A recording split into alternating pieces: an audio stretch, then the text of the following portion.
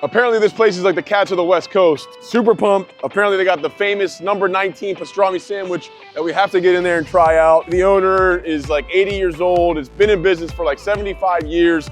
And he said, when he goes, he goes. When he goes, Langers goes. So we got to try it now that he's still here. Let's get inside and check it out. Come on.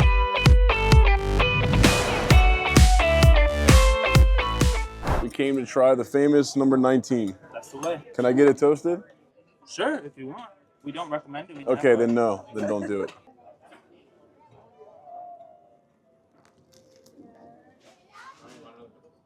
That's really good. The crust is actually crunchy, which is rare for rye bread like that. Typically, like if it's soft and pillowy like that, like the crust is soft as well, but you can hear the crunch. Owner's gonna be coming over here shortly to talk to us. Hopefully we can get behind the scenes and get the story as well. The sandwich is amazing. The crust on that bread is bringing so much to the party. And I'm not a huge fan of rye necessarily, like unless it's a pastrami, like a Reuben or something like that, corned beef.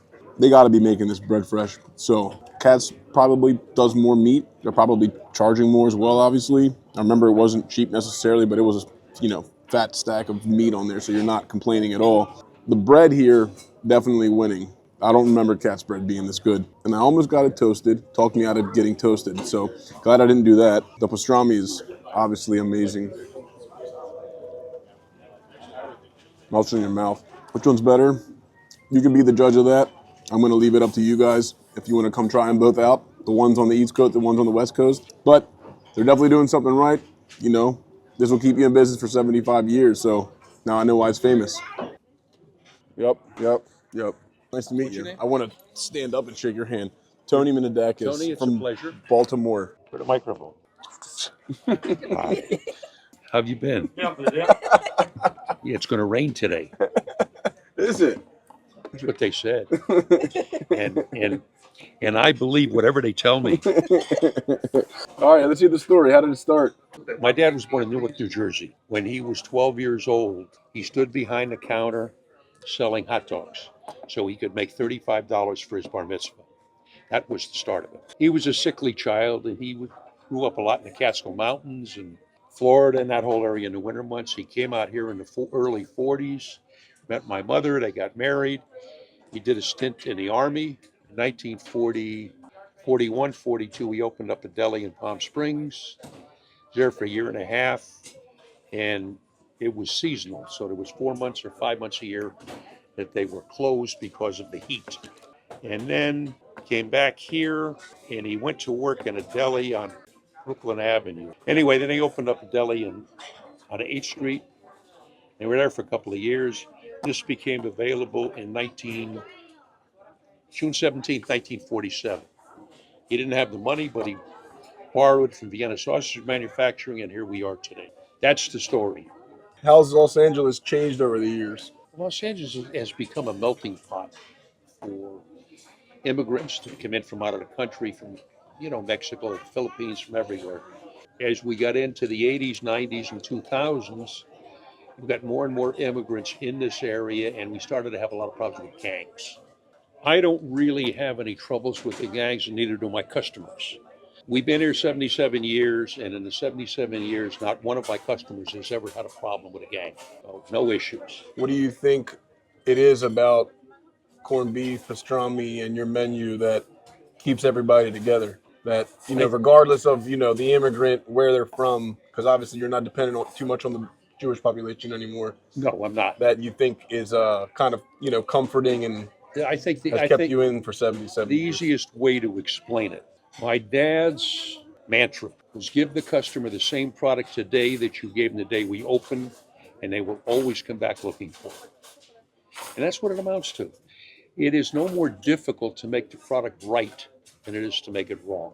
Now, what you need to understand is most of the Jewish delis in the country will take pastrami and they will put it in a warmer and warm it for 45 minutes. And it's tough, it's shoe leather. You're still eating a piece of leather. You've got to leave it in live steam for anywhere from 2.5 to 5 hours to break down the tissues. If you don't break down the tissues, you can't chew it. And that's what most of the delis are serving. So When we steam it, it'll shrink 35, 38%. Wow. Cost me a lot of money. Wow. But you're getting the right product. Right, right. And I'm sure you get this question asked all the time, and I don't even want to bring it up, but you have any similar delis on the East Coast maybe that you get compared to? Katz. Everybody wants to have a contest between Katz and myself. we got to make it happen then. It's not going to happen. Oh, why? I'll tell you why.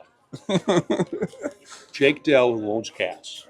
Jake Dell is 48, 49, 50 years old. Called Jake 7, 8 years ago. Hi, Jake, it's Norm Langer. Norm, how are you? And we went through all of the niceties in life.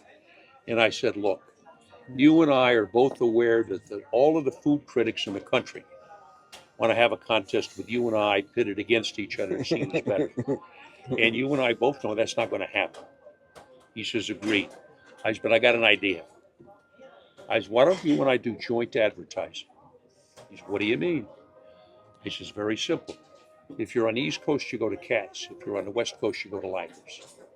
He says, oh my God. He says, that's fantastic. I says, let's get your marketing people together in mine and make it happen. He says, deal. That's the last I ever heard of him.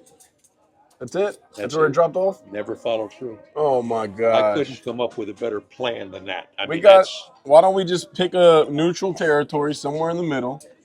Fly both of you out there. Not going to happen. Oh, for what man. purpose? For what purpose? I don't want to hurt him, and he doesn't want to hurt me. It's not about hurting. It's just a friendly. No, it's not worth. It's not worth the money. It's not worth the time.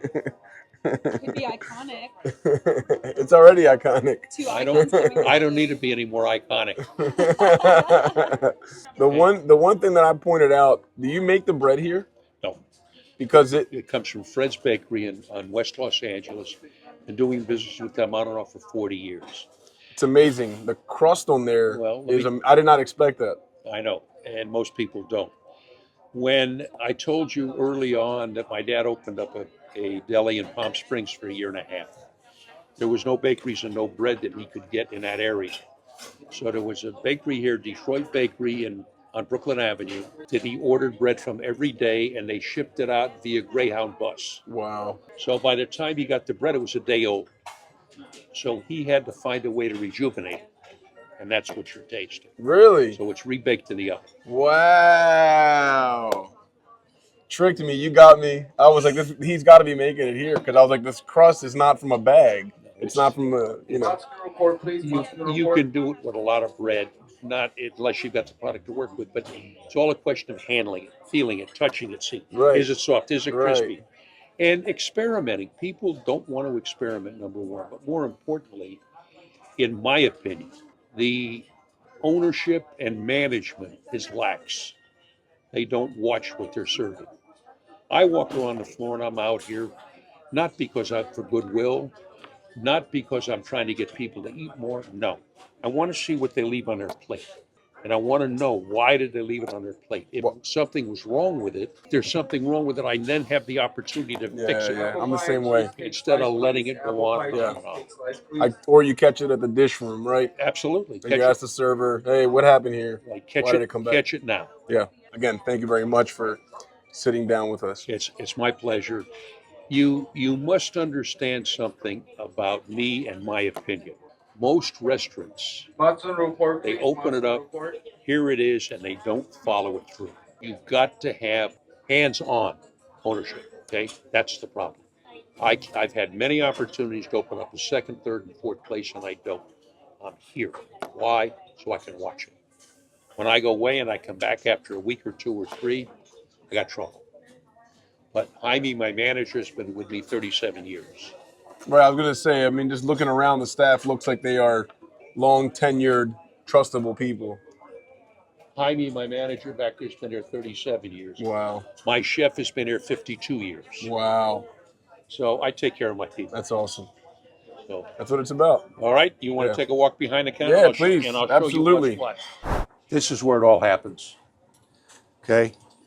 Oh, you're slicing the bread on the slicer, huh? Uh-huh. Wow. So you're putting the whole loaf back in. That's awesome. The whole loaf is rebaked. Yeah. It's in a 325 degree oven, anywhere from 15 to 30 minutes. You buy it par baked, or is it 80%? Yeah. It's 80% baked. That's awesome. Now that pastrami has been in the tank steaming anywhere, probably about 3.5 hours to make it soft and tender.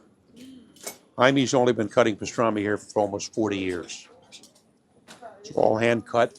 By hand cutting it, it gives you the opportunity to keep turning it to cut against the grain. You never want to cut it with the grain because then it's tough and it's chewy. When most delis cut it on the machine, they cut it where however the grain is. You never know what you're going to get. He's probably cut 50, 60, 70,000 pounds of pastrami over the years. It's a pleasure to meet you. Tony, it's a pleasure. Send me a copy of what you're going We to put out. will. Thank you very much.